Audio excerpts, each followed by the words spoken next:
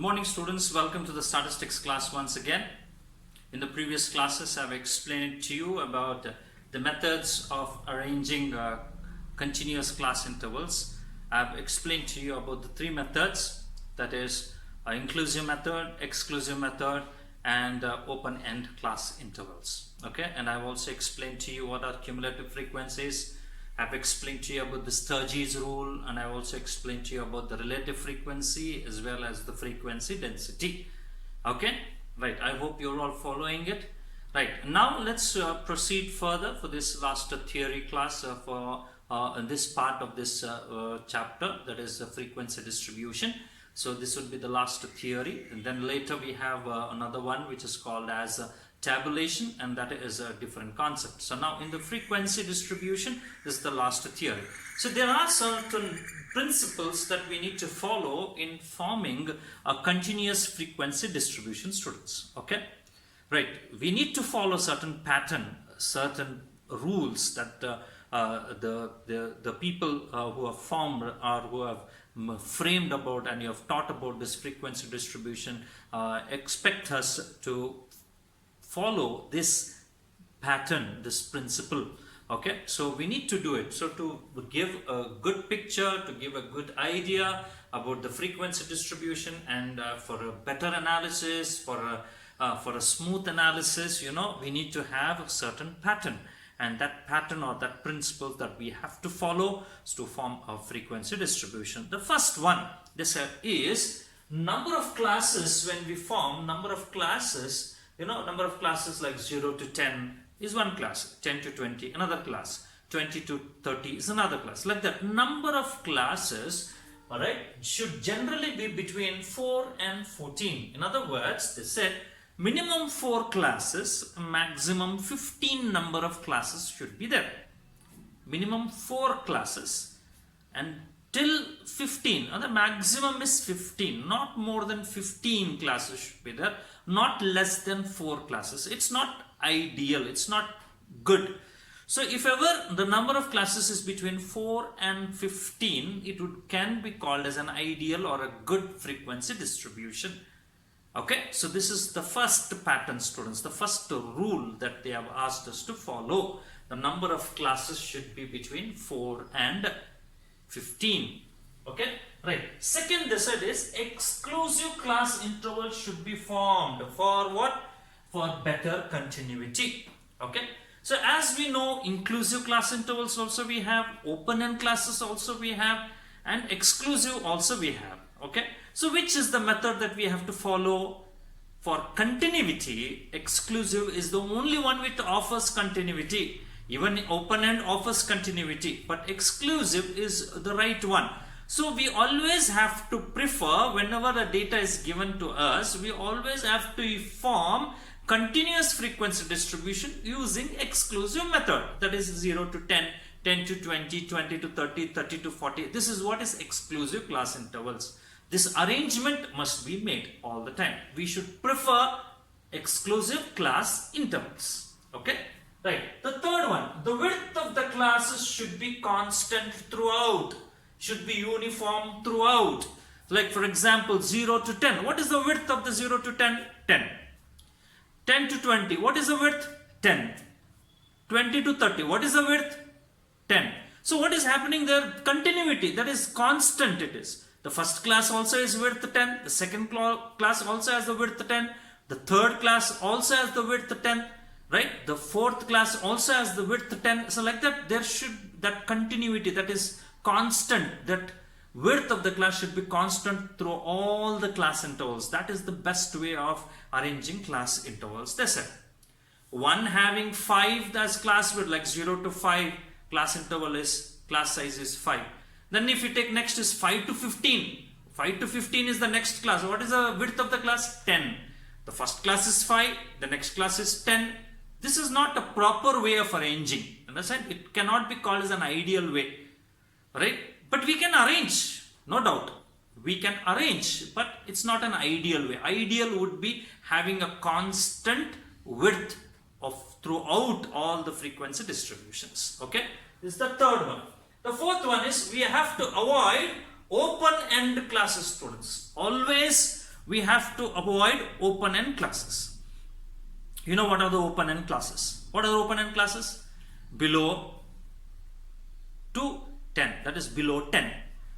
Below 10, the data can go from, it cannot be limited as 0 to 10.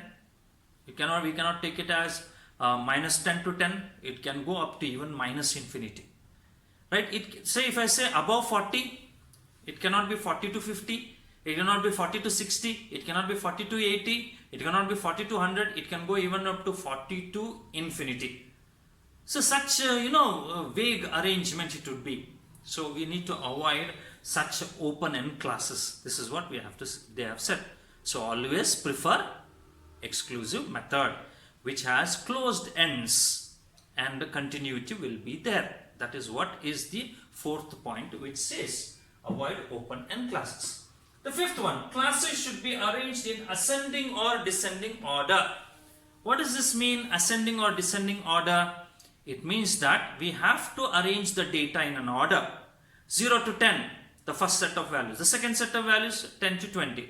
This what is happening, it's in ascending order from the smallest to the highest. 0 to 10, 10 to 20, 20 to 30, 30 to 40, 40 to 50, like that it goes on.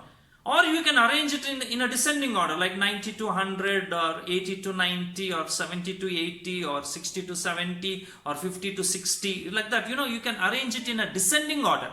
This way also we can do it, but we cannot arrange it in a haphazard manner. One class is 0 to 10, the other class is 40 to 50, the next class is 20 to 30. In that way we cannot arrange. We have to arrange it in either ascending order or descending order. This arrangement has to be followed, students. Okay, I hope you have followed this one. Right, the next one they said is the lower limit of the first class. The lower limit of the first class. The lower limit of the first class, whatever it may be, the first class. And in that, if you take the first class, 10 and 20, lower limit is 10, upper limit is 10, 20. Lower limit is 10, upper limit is 20. Now they said the lower limit of the first class should be multiples of 5. Should be what? Multiples of 5. So what are multiples of 5? 5, 10, 15, 20. So these are the things that we have. So we can also write it in this way. Okay, the lower limit of the first class can be 0 or multiples of 5. 0 also would be a good one. If you start writing the values from 0, 0 to 5, 5 to 10, 10 to 20, like that, if you just go, we can do it. So we can write it in this case that lower limit of the first class can be multiples of, should be 0, either it should start with 0 or multiples of 5. Okay, so this would be the best way of arranging. So these are the 6 points that we have it, students, for arranging continuous class intervals. What are those points? Number 1, number of classes should generally be between 4 and 15. This is 1.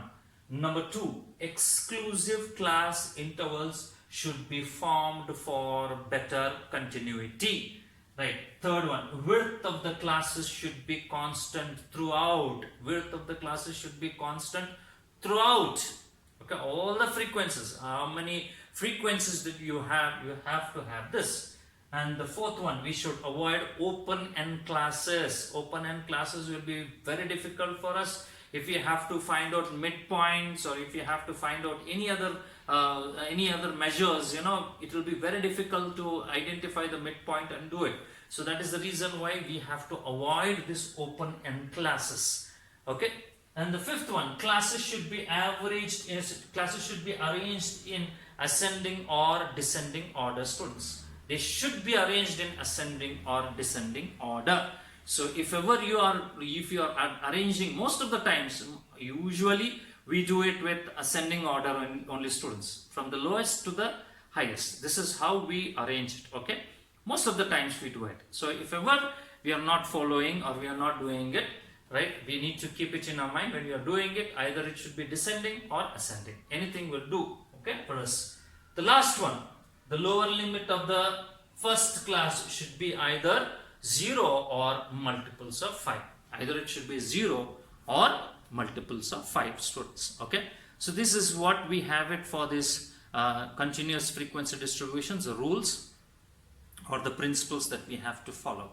Okay, so with these things, students, so we can now start forming frequency distributions, and I will explain that to you by taking some data and forming the frequency distribution, discrete as well as continuous. We will take those data and try to form the frequency distributions. Okay, so I will explain that to you in the next video, students. Okay, right, thank you very much.